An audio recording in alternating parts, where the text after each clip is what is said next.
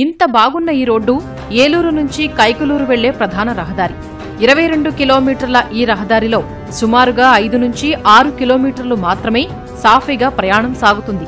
మిగిలిన రోడ్డులో ప్రయాణం చేయడమంటే ప్రమాదాల్ని కొని తెచ్చుకున్నట్లే. 4 ఏళ్లుగా ఈ రహదారి మరమ్మతుల్ని పట్టించుకోకపోవడంతో గజానికో గుంతపడి దారుణంగా తయారైంది. అంటే ఇంత డెవలప్మెంట్ మీ కంటికి కనబడుతుంది, మన కడుపుకి అన్నమే కదా తినేది.